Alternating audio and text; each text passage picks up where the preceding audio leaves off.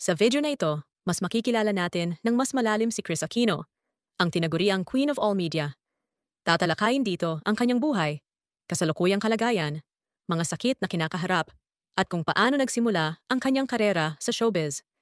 Makikita rin ang mga lalaking na iuugnay sa kanya, pati na ang kanyang mga anak, mga naipundar na ari-arian gaya ng bahay, sasakyan at negosyo. Si Cristina Bernadette Cojuangco Aquino, o mas kilala bilang Kris Aquino, ay ipinanganak noong Pebrero 14, 1971 sa Quezon City. Siya ang bunso sa mga anak ni na dating Senador Ninoy Aquino at dating Pangulong Cory Aquino. Sa Amerika, siya nag-elementarya dahil doon muna nanirahan ang kanilang pamilya. Isang taon gulang pa lamang siya nang paslangin ang kanyang ama sa Manila International Airport, dahilan upang bumalik sila sa Pilipinas at harapin ang mga pagsubok sa ilalim ng pamumuno ni Marcos. Lumaki si Kris sa isang prominenteng pamilyang politikal. Ang kanyang ama ay aktibong lumaban sa diktadura, habang ang kanyang ina ay naging kauna-unahang babaeng pangulo ng bansa.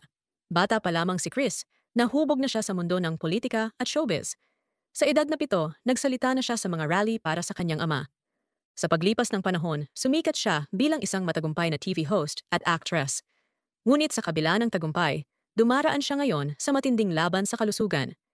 Ibinahagi niya sa publiko na may autoimmune diseases siya tulad ng lupus, autoimmune thyroiditis, at fibromyalgia.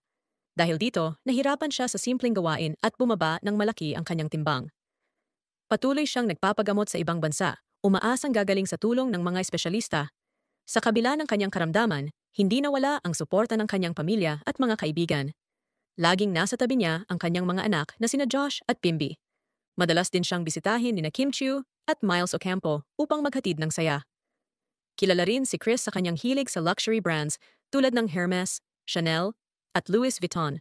Mahilig siya sa simple ngunit eleganteng mga damit, natural na makeup, at skincare. Maraming lalaking naiuugnay kay Kris sa kanyang love life. Kasama rito si Philip Salvador, ama ng kanyang panganay na si Joshua, Alvin Patrimonio na kanyang ultimate crush, Aga Muhlak na tinuring niyang first love, Robin Padilla na sinabing hindi siya pinahalagahan noon, at James Yap na pinakasalan niya at naging ama ng kanyang bunsong si Bimby. Nagkaroon din siya ng relasyon kay Mel Sarmiento na nag-propose at nakatakda sanang pakasalan si Kris, ngunit naghiwalay din dahil sa kanyang lumalalang kondisyon. Bukod sa love life at karera, kilala si Kris sa pagiging mapagbigay sa kanyang staff, kaibigan, at mga anak. Mahilig siya sa malinis at maaliwalas na kapaligiran, pati na rin sa mga magagandang dekorasyon sa bahay. Hanggang ngayon, nananatili siyang matatag at puno ng pag-asa sa kabila ng mga pagsubok sa kanyang buhay.